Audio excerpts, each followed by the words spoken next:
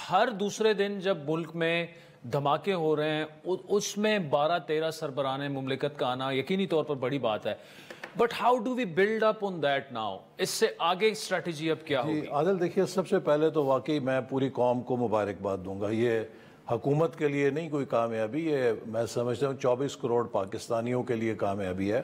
اور اس کے دوران کل سے مجھے لاتعداد اوورسیز پاکستانیز کے، اور جن میں بڑی تعداد نوجوانوں کی ہے جو امریکہ کی یونیورسٹیز میں پڑھ رہے ہیں یا یورپ میں پڑھ رہے ہیں، تو انہوں نے کہا کہ بہت عرصے کے بعد ہمیں بین الاقوامی میڈیا میں اور بین الاقوامی سطح پہ پاکستان کا ایک قد بلند ہوتے ہوئے نظر آیا، جس سے ہم سب فخر محسوس کر رہے ہیں. تو جو آپ کو پتہ ہے کہ ایک اکانومی میں بھی الحمدللہ بہتری آ رہی ہے، انڈیکیٹرز بہتر ہو رہے ہیں، اور دنیا اس چیز کو محسوس کر رہی ہے کہ پاکستان ٹرن اراؤنڈ کر رہا ہے.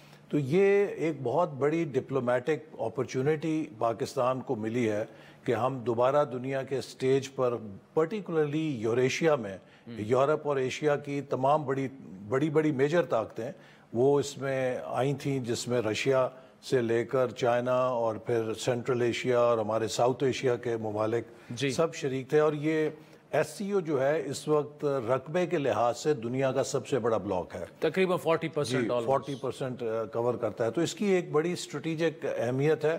اور جو تبادلہ خیال ہوا، بالخصوص میں سمجھتا ہوں کہ اس کی ہائی لائٹ یہ تھی کہ چین کے وزیر اعظم، انہوں نے ایک دن پیشگی پاکستان میں آ کر اسے بائیلیٹرل وزٹ بھی بنایا. وہ صرف کانفرنس میں شرکت کے لیے نہیں آئے بلکہ ایک دن پہلے آئے، اور انہوں نے ایک دن پہلے آ کے پاکستان اور چین کے درمیان بائیلیٹرل ٹاکس کی، جس میں خاص طور پہ سی پیک کے حوالے سے انہوں نے اس عزم کا اعادہ کیا کہ ہم ایک اپ گریڈڈ ورژن سی پیک 2 کی صورت میں اسے لے کر آگے لے جانے کے لیے پوری طرح تیار ہیں.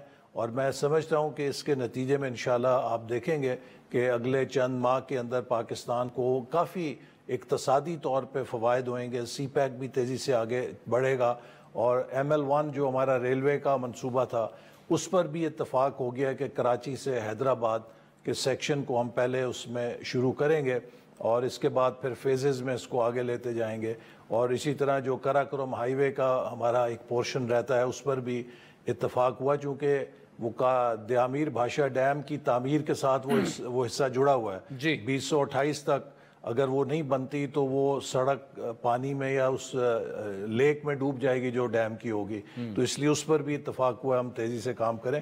اور جو سب سے امپورٹنٹ چیز یہ ہے کہ انڈسٹریلائزیشن پہ، کہ ہم پاکستان کی انڈسٹریلائزیشن کو تیز کرنے کے لیے اسپیشل اکنامک زونز جو سی پیک کے تحت ہیں ان کو آباد کریں. اور خاص طور پہ ان کی بھی یہ خاص ترجیح تھی، اور ہمارے وزیر اعظم نے بھی کہا کہ جو پاک ایگریکلچر پوٹینشیل ہے اس کو ماڈرنائزیشن کے ذریعے اس میں اضافہ کیا جائے، اور پھر چین سے جو ٹیکنالوجی کے اندر ان کی صلاحیت ہے اس سے بھی ہم استفادہ کریں. تو آل ان آل میں سمجھتا ہوں کہ ایک بڑا ہولسٹک ایجنڈا تھا جس پر ہم نے ان سے بات چیت کی. اسی طرح دیگر جو ممالک تھے ان کے ساتھ بھی ایک کافی اچھی پیش رفت ہوئی. اور پھر ہمارے اپنے ساؤتھ ایشیا کے اگر آپ پس منظر میں دیکھیں تو میں سمجھتا ہوں کہ کم از کم پاکستان اور انڈیا کے درمیان برف پگھلی ہے، کہ جو کہا جاتا تھا کہ بالکل نان نیگوشیبل ہے، وہ پاکستان آئے، ان کے وزیر خارجہ، اور بھلے غیر رسمی سے ہی بات چیت ہوئی.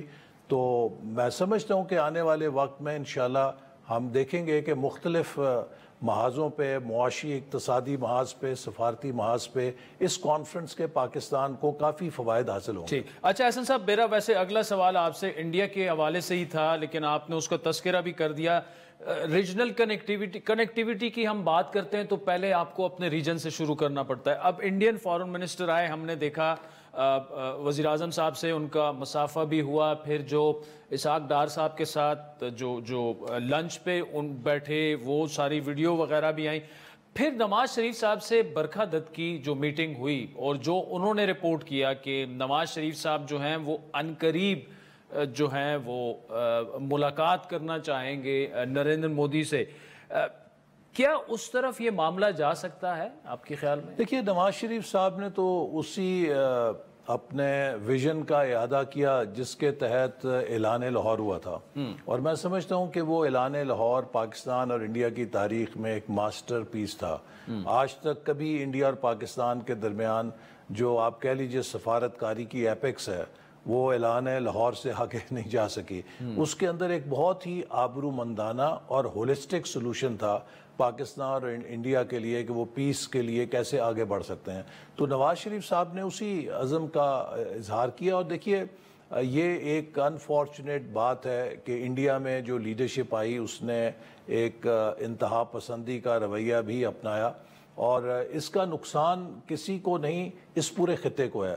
اب دنیا میں ریجنز جو ہیں وہ ایمرج کر رہے ہیں ایز اپرچونٹیز، یعنی کہ ریجنز آف اپرچونٹی وہ بن رہے ہیں۔ آپ دیکھیے یورپین یونین ہے، جی سی سی ہے گلف کے اندر، آسیان ہے، افریقن یونین ہے، لیٹن امریکہ میں آپ چلے جائیں ساؤتھ امریکہ کی یونین ہے۔ دنیا میں مختلف ریجنز انٹیگریٹ کر کے وہ اپنے لیے معاشی اور اقتصادی فوائد حاصل کر رہے ہیں۔ اس وقت دنیا کا سب سے لیسٹ انٹیگریٹڈ ریجن جو ہے وہ ساؤتھ ایشیا ہے، اور میں نے تو بھارتی صحافی تھے ان کے ساتھ بات چیت میں کہا کہ اگر انڈین لیڈرشپ کے پاس جو ان کا جغرافیہ اس کا چوتھائی حصہ ہی ان کا دل بڑا ہو جائے تو مسائل بہت تیزی سے حل ہو سکتے ہیں۔